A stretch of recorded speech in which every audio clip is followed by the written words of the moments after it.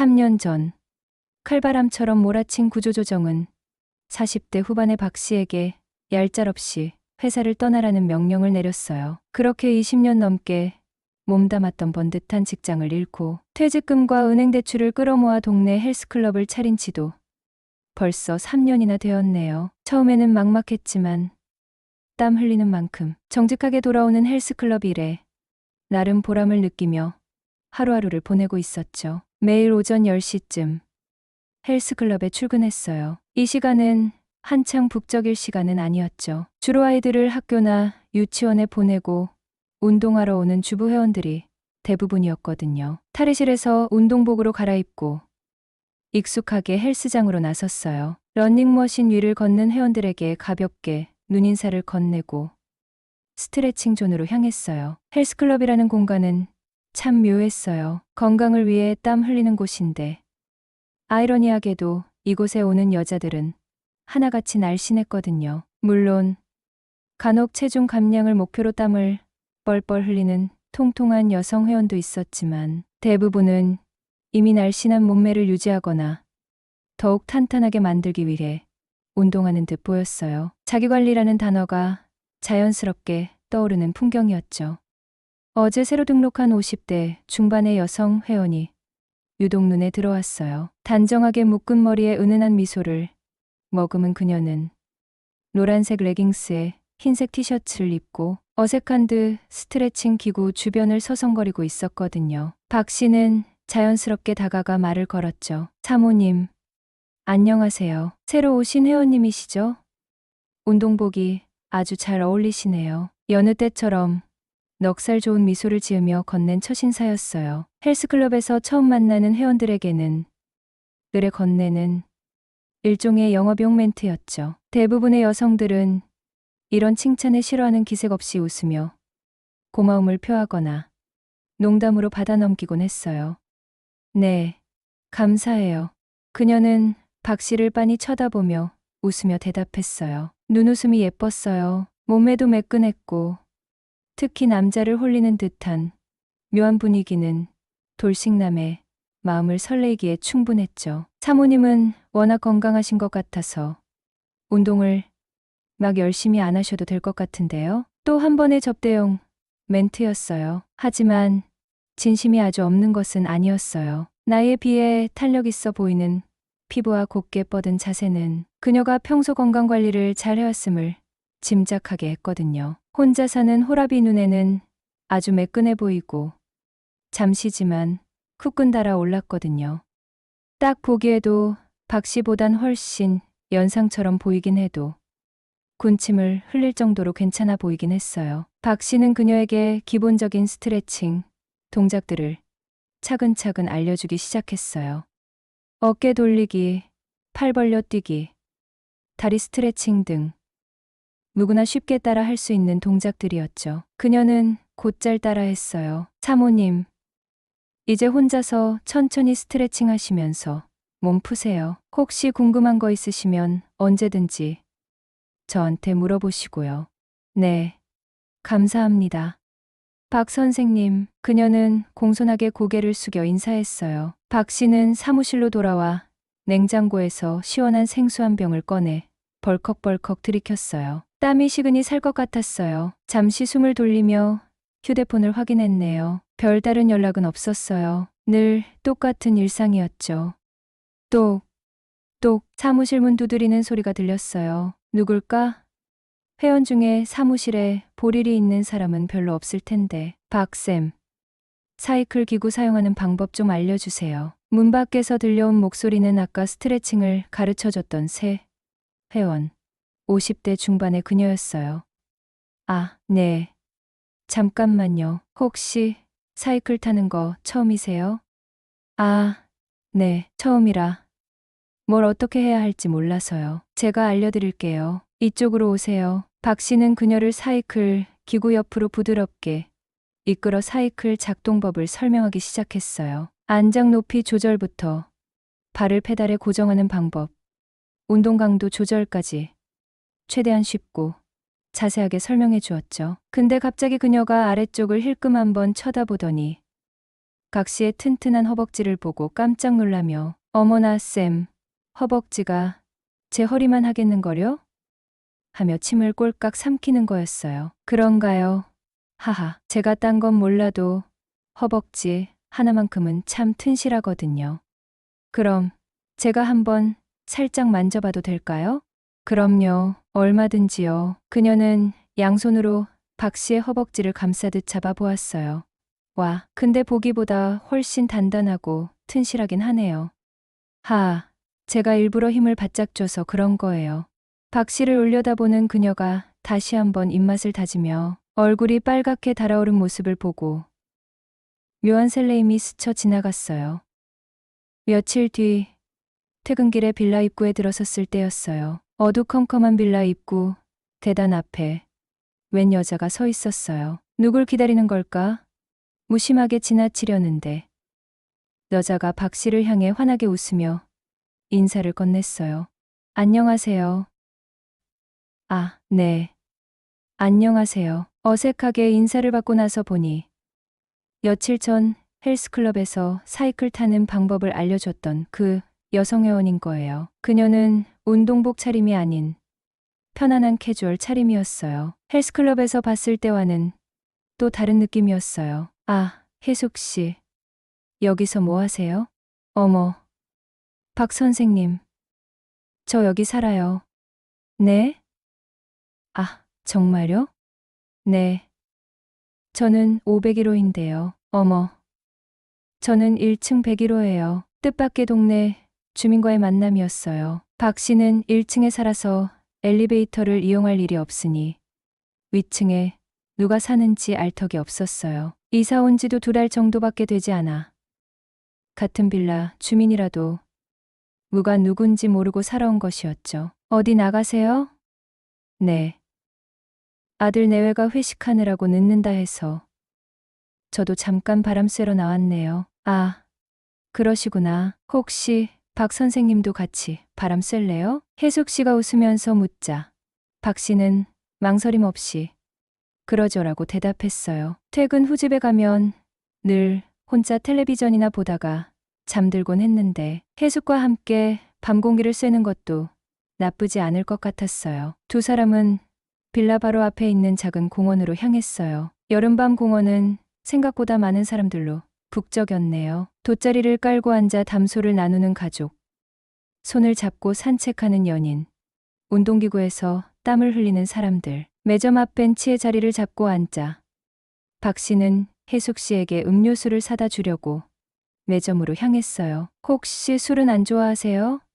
혜숙 씨가 물었어요. 아, 좋아는 합니다마는. 박 씨가 머뭇거리며 대답했어요. 그럼 제가 맥주로 바꿔올게요. 혜숙 씨는 자리에서 일어나 매점으로 가더니 캔맥주 2캔을 사왔어요. 뜻밖의 맥주 제안에 박 씨는 살짝 당황했지만 싫지는 않았어요. 오랜만에 밤 공기를 마시며 맥주 한잔 하는 것도 괜찮을 것 같았거든요. 혹시 동네에서 아는 사람 만날까봐 조용한 대로 자리를 옮길까요? 박 씨가 말했어요. 혜숙 씨도 동의하며 두 사람은 공원 안쪽 풀밭이 넓게 펼쳐진 한적한 곳으로 자리를 옮겼어요. 풀밭에 털썩 주저앉아 캔맥주를 땄어요. 톡, 톡, 경쾌한 캔 따는 소리가 여름밤 공기에 울려 퍼졌어요. 시원한 맥주를 한 모금 들이켜니 텁텁했던 입안이 개운해지는 기분이었어요. 캬, 시원하다. 박 씨가 감탄사를 내뱉었어요. 그러게요. 밤 공기도 참 좋네요. 혜숙 씨도 맥주를 마시며 맞장구 쳤어요. 어색한 침묵이 흐르는 것도 잠시.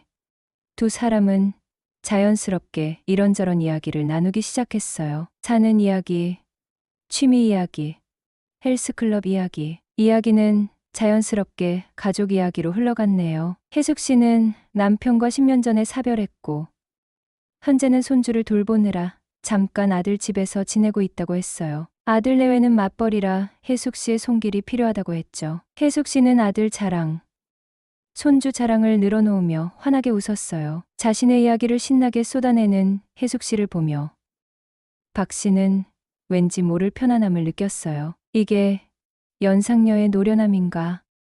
아무튼 이야기꽃을 피우다 보니 어느새 맥주 2캔이 바닥을 드러냈어요. 혜숙 씨는 아쉬운 듯 빈 캔을 흔들었어요. 사모님, 한 캔 더 하실래요?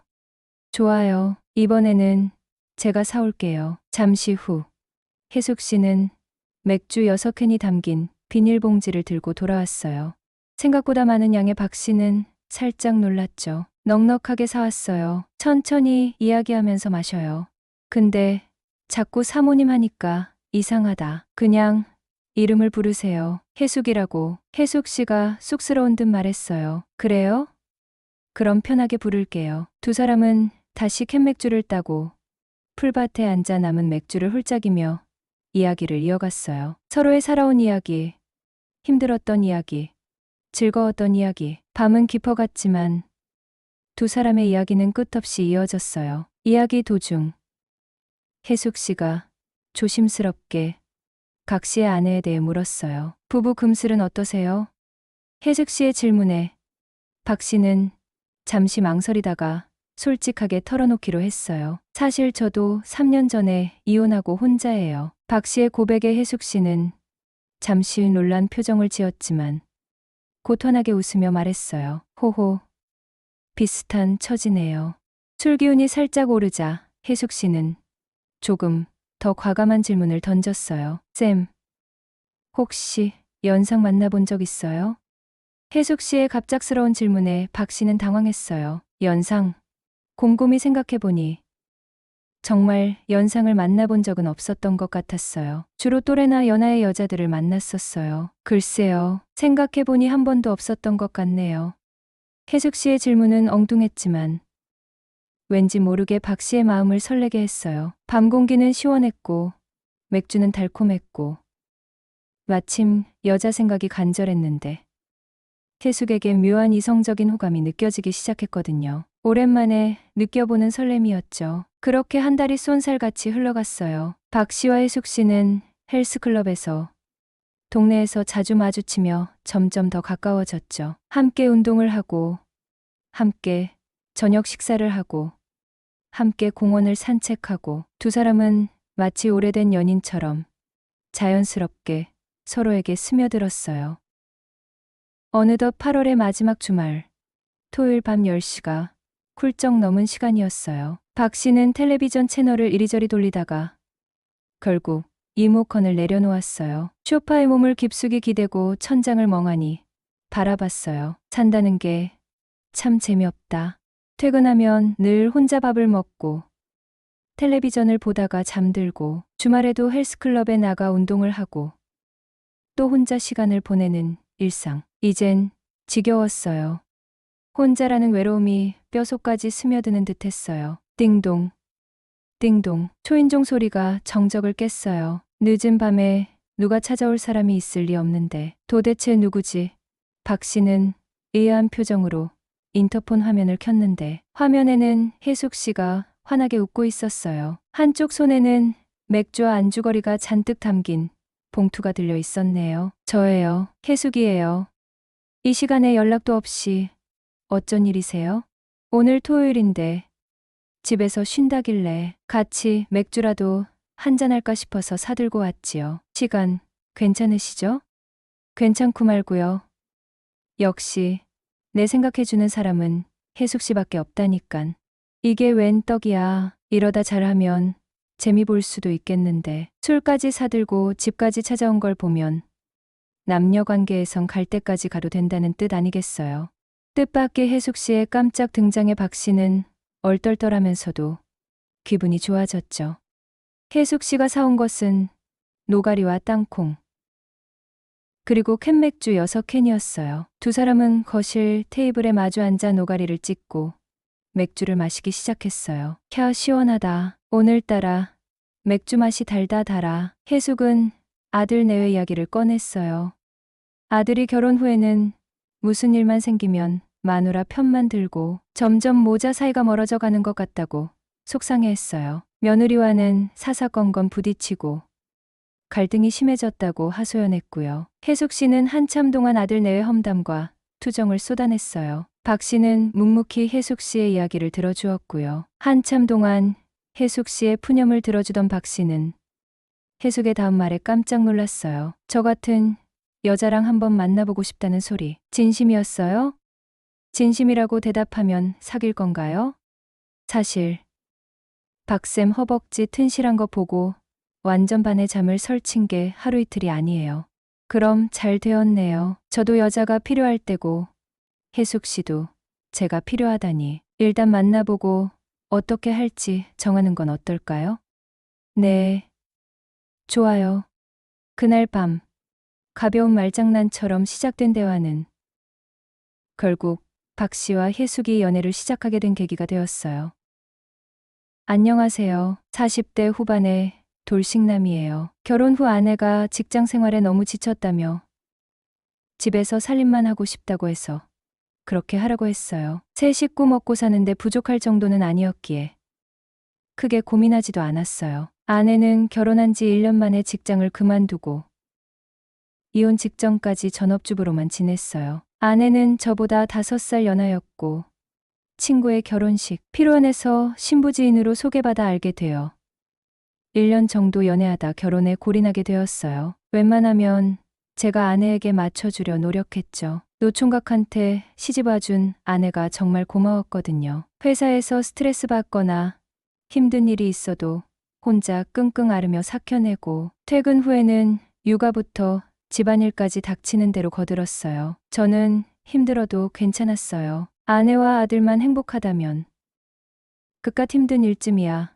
얼마든지 감수할 수 있었거든요. 저는 평일에 보통 오전 9시부터 일을 시작해서 저녁 6시에 퇴근합니다. 하지만 일이 바쁠 때는 밤 10시가 넘어 퇴근하거나 일주일에 이틀씩 출장 가는 날도 잦았어요. 그럴 때면 집안일에 신경을 제대로 못 쓰게 되었는데 그때마다 아내는 불만이 쌓였던 것 같아요. 아내는 늘 혼자 집에 있는 것을 힘들어했어요. 친구도 없고 취미생활도 없고 오롯이 집안일과 육아에만 매달리는 생활에 지쳐갔던 것 같아요. 하루는 아내가 온종일 집에만 있기 지루하다고 취미생활을 한번 가져보고 싶다고 하길래 그러라고 했어요. 평소 사람들한테 손재주 좋다는 얘기도 많이 듣고 액세서리 같은 아기자기한 소품 같은 데에도 관심이 많던 아내는 며칠 밤낮으로 인터넷을 뒤적이더니 집에서 30분 떨어진 어느 비누 공방에 매일 다니기 시작했어요. 아내가 엄청난 열정을 가지고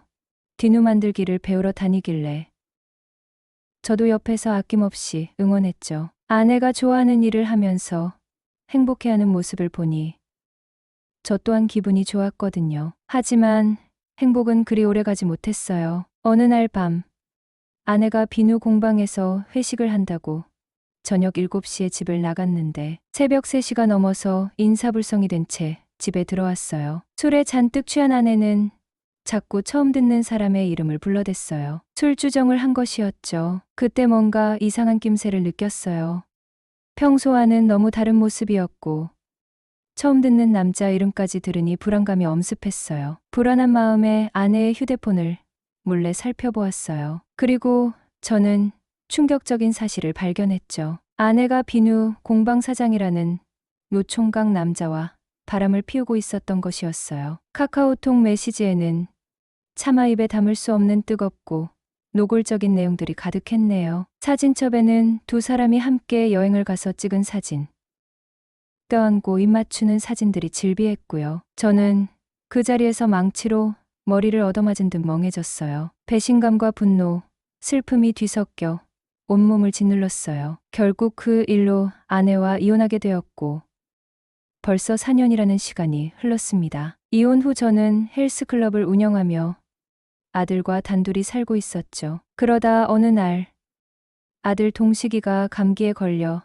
경간호하느라 헬스클럽에도 못 나가고 하루 종일 집에서만 있었는데 혜숙에게서 무슨 일이 있냐며 연락이 왔어요. 동식이가 감기 기운이 있는 것 같아 집에서 쉬고 있다고 하니 혜숙 씨는 그럼 자기가 저녁을 만들어 줄 테니 우리 집에서 함께 식사를 하자는 것이었어요. 혜숙 씨의 갑작스러운 제안에 당황했지만 거절할 이유도 없었어요. 김치찌개, 계란말이, 나물 무침 등 푸짐한 저녁 식탁이 순식간에 차려졌어요. 혜숙 씨가 차려준 따뜻한 밥상을 마주하니 왠지 모르게 뭉클한 기분이 들었어요. 이혼 후 늘 혼자 차가운 도시락으로 끼니를 때우거나 대충 라면으로 때우곤 했는데 이렇게 따뜻한 집밥을 받아보니 잊고 지냈던 따뜻한 가정의 온기가 그리워졌어요. 혜숙 씨와 우리 집 식탁에 마주 앉아 밥을 먹으니 기분이 참 묘했어요. 밥을 다 먹고 혜숙 씨가 설거지를 하는 동안 저는 동식이와 함께 거실에서 텔레비전을 봤어요. 혜숙 씨는 설거지를 마치고 나와 과일을 깎아내왔어요. 혜숙 씨가 건네주는 과일을 받아 먹으며 저는 혜숙 씨에게 엉뚱한 제안을 했어요. 우리 이러고 있는데 뭔가 낯설지가 않네요. 하하, 둘 다 솔로인데 서로 멀리서 찾을 거 없이 제대로 한번 만나보는 건 어떨까요? 그렇게 시작된 혜숙 씨와의 만남은 8개월이 넘도록 이어져 왔어요.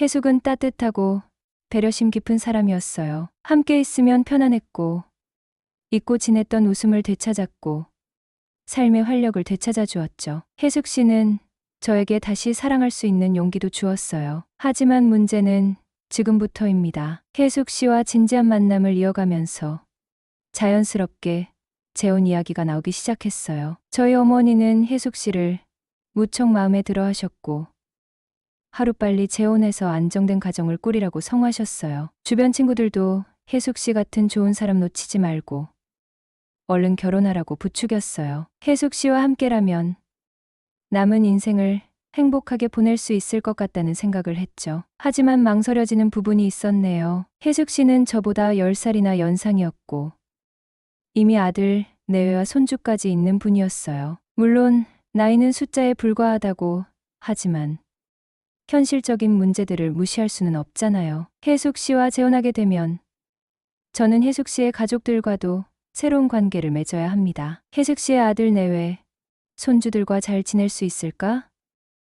나이 차이 때문에 세대 차이를 느끼지는 않을까? 걱정과 고민이 꼬리에 꼬리를 물었어요. 결정적으로 저를 망설이게 만든 것은 혜숙의 아들이었어요. 어머니의 재혼을 탐탁지 않아 했거든요. 그리고 저도 맘에 들어 하지 않았고요. 그래서 자존심이 많이 상했죠. 어머니가 혼자 사는 것이 외로워 보인다는 것은 알겠지만 굳이 재혼까지 할 필요는 없다는 입장이었어요. 그래서 한 달 전 혜숙에게 솔직하게 털어놓았네요. 가족들의 반대 때문에 재혼은 어려울 것 같다고. 미안하지만 여기서 그만 만나는 게 좋을 것 같다고 이별을 통보했어요. 그녀는 제 갑작스러운 이별 통보에 충격을 받은 듯했어요. 눈물을 글썽이며 가지 말라고 매달렸어요. 하지만 저는 단호하게 돌아섰어요. 혜숙 씨에게 상처를 주는 것 같아 마음이 아팠지만 어쩔 수 없다고 생각했거든요. 혜숙 씨와 헤어진 후 저는 맞선을 보기 시작했어요. 어머니와 주변 사람들의 성화에 못 이겨 억지로 맞선 자리에 나갔어요. 하지만 맞선을 볼수록 혜숙 씨에 대한 그리움만 더 커져갔어요. 맞선녀들은 하나같이 혜숙 씨와 비교되었고 마음에 차지 않았거든요. 문제는 혜숙 씨가 잊을만 하면 전화가 와서 나오라고 한다는 거예요. 헤어진 지 2달이 되었지만 혜숙 씨는 여전히 저에게 연락을 해왔어요. 술에 취해 전화해서 보고 싶다고 울먹이기도 하고 밥 한 번 같이 먹자고 애원하기도 했어요. 혜숙 씨의 전화를 받을 때마다 마음이 약해졌어요. 막상 목소리를 들으면 다시 혜숙 씨에게 달려가고 싶은 마음이 간절해졌거든요. 몇 번은 간절한 부탁을 뿌리치지 못하고 혜숙 씨를 만나러 나갔어요. 사실 우리 둘은 속궁합이 참 잘 맞았어요. 그래서 나이차가 많이 나는데 불구하고 재혼까지 생각한 거였고요. 하지만 아들 내외가 학교 선생이라 그런가 반대가 엄청 심했죠. 어쨌든 혜숙과 하룻밤을 보내고 집에 돌아오는 길은 늘 후회와 자책감으로 가득했네요. 혜숙은 여전히 저에게 매달리고 있었고요. 저 또한 혜숙 씨를 완전히 잊지 못했어요. 혜숙 씨를 생각하면 가슴 한쪽이 아련해집니다. 현실적인 문제들을 생각하면 다시 혜숙 씨와 만나는 것은 망설여지거든요. 선택의 순간이 왔을 때 옳은 길과 쉬운 길이 있다면 언제나 옳은 길을 택하라.